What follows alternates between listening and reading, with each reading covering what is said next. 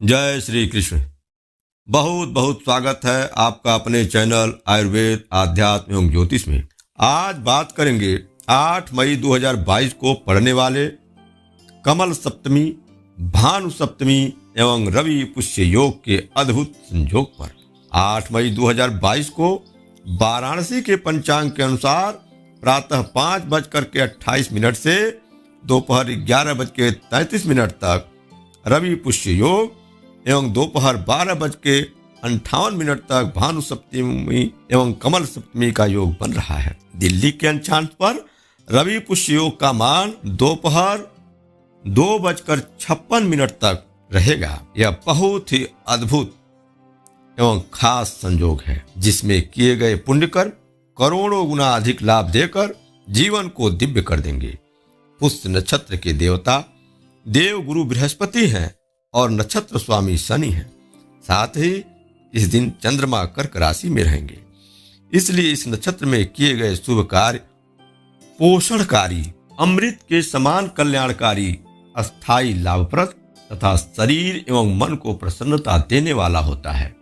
इसलिए ऋग्वेद में इसको मंगल करता, वृद्धि करता और सुख समृद्धि देने वाला कहा गया है। यदि आप भी सुख समृद्धि प्राप्त करना चाहते हैं तो यह वीडियो आपके लिए है। अब एक एक बात को ध्यान से सुनिएगा और वीडियो को अंत तक जरूर देखिएगा। लेकिन उसके पहले आपसे एक निवेदन है, यदि अभी तक चैनल को सब्सक्राइब नहीं किए हैं तो चैनल को सब्सक्राइब करके मुझे भी अपने हृदय में स्थान दीजिए। तो देर न करते हुए बात करते हैं इस अद्भुत संयोग पर किए जाने वाले शुभ कार्य पर। रवि पुष्य योग तंत्र मंत्र साधना के लिए सर्वश्रेष्ठ मुहूर्त माना गया है। इसलिए इस अवसर पर गणेश, गायत्री, दुर्गा या लक्ष्मी जी के मंत्रों को सिद्ध कर लेना चाहिए। गणेश, गायत्री या दुर्गा मंत्र के जप का अनुष्ठान यदि इस मुहूर्त से प्रारंभ कर लिया जाए तो निश्चित ही सफलता प्राप्त हो जाती है और किसी एक कामना की सिद्धि हो जाती है। इस मुहूर्त से शुरू किए गए गायत्री जप मात्र 10,000 आवृत्ति से कामना सिद्धि में सहायक हो जाती है। इस मुहूर्त से प्रतिदिन सूर्य को अर्घ्य देकर गायत्री जप एवं आदित्य हृदय स्तोत्र का पाठ करने वाले विद्यार्थी को सूर्य की कृपा प्राप्त हो जाती है। फलस्वरूप सरकारी नौकरी मिल जाती है। इस बार 8 मई को रवि पुष्य योग के साथ साथ भानु सप्तमी भी है, इसलिए सूर्य को अर्घ्य देकर गायत्री जप आदित्य हृदय स्तोत्र का पाठ कर लीजिएगा। यह करोड़ों गुना अधिक लाभ देगा। इस बार की साधना निश्चित ही आपके जीवन को दिव्य कर देगी। इस मुहूर्त पर स्वर्ण या चांदी का आभूषण खरीदना अस्थायी लाभप्रद होता है। यदि आपको स्वर्ण या चांदी का आभूषण खरीदना हो तो इसी मुहूर्त पर खरीदिएगा। इस योग पर गाड़ी, बंगला या जमीन खरीदना भी बेहद लाभकारी होता है। किसी नई फैक्ट्री या दुकान का शुभारंभ करना चाहते हो तो इसी मुहूर्त पर करिएगा। लंबे समय तक अच्छा लाभ मिलता रहेगा। यदि आप किसी कंपनी में निवेश करना चाहते हैं, कुछ धन अपना शेयर में लगाना चाहते हैं तो इसी मुहूर्त में लगाइएगा। उसके लिए भी यह बहुत लाभकारी मुहूर्त होगा और बहुत अच्छा लाभ मिल जाएगा। विद्यारंभ के लिए भी यह सर्वश्रेष्ठ मुहूर्त होता है। कुछ नया सीखना हो या कुछ नया लिखना हो तो इसी मुहूर्त में करना चाहिए, इसी मुहूर्त में लिखना चाहिए। इससे आपका यश, मान, प्रतिष्ठा बढ़ेगा। मुंडन और यज्ञोपवीत के लिए भी यह श्रेष्ठ मुहूर्त है। इस योग में जप, ध्यान, दान, पुण्य महापुण्य फलदायी होता है। इस योग में किए गए जप बहुत जल्द ही सिद्ध हो जाते हैं और कल्याणकारी होते हैं। तो साधना के लिए सर्वश्रेष्ठ अवसर है। जैसा कि आप लोग जानते भी हैं और मैं भी चर्चा कर चुका हूं कि धनाढ्य होना अपने आप में मानव जीवन की सफलता है।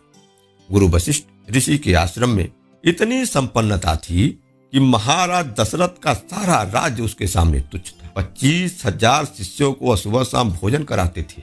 और जब महाराज दशरथ को कैकेयी नरेश के विरुद्ध युद्ध करने की मजबूरी हुई तो सैन्य संगठन के लिए दशरथ जैसे राजा को भी गुरु वशिष्ठ से धन की याचना करनी पड़ी। इसी प्रकार से महायोगी गुरु गोरखनाथ के पास भी इतना अधिक स्वर्ण था कि उसको तोला जाना संभव नहीं था। इन लोगों के पास तंत्र की सिद्धियां थीं, जिसके माध्यम से लक्ष्मी को आबद्ध कर सकते थे। जैसा कि मैं आप लोगों को पहले ही बता चुका हूं कि मंत्र तंत्र की सिद्धियों के लिए रवि पुष्य योग बहुत ही महत्वपूर्ण योग होता है। तो इस मुहूर्त में लक्ष्मी सपर्या विधि से अनुष्ठान करने से साधक के जीवन में धन, यश, मान, प्रतिष्ठा, वैभव आदि की पूर्णता आ जाती है। तो आप भी लक्ष्मी सपर्या विधि से मां लक्ष्मी का अनुष्ठान करिए। इस मुहूर्त में भोजपत्र पर अष्टगंध की स्याही से अनार की कलम द्वारा सिंधुजा कवच को अंकित करके तंत्रोक्त विधि से लक्ष्मी को आबद्ध किया जाता है। इस कवच को धारण करने से धन, यश, मान, प्रतिष्ठा की वृद्धि होती है। तो आप भी कवच का निर्माण करिए, कवच धारण करिए और धनाढ्य बनिए। इस मुहूर्त में श्री सूक्त का पाठ करने से भी लक्ष्मी की विशेष कृपा प्राप्त होती है। रवि पुष्य योग के अवसर पर श्रीम बीज मंत्र से संपुटित गायत्री मंत्र का 10,000 आवृत्ति का अनुष्ठान करने से साधक धनवान बन जाता है। संतान प्राप्ति के लिए भी इस अवसर पर संतान गणपति स्तोत्र का 108 पाठ करना चाहिए, या इस दिन से शुरू करके 11 आवृत्ति प्रतिदिन संतान गणपति स्तोत्र का पाठ करना चाहिए। आज बस इतना ही, फिर मिलेंगे अगले वीडियो में बहुत ही महत्वपूर्ण योग के साथ। जय श्री कृष्ण।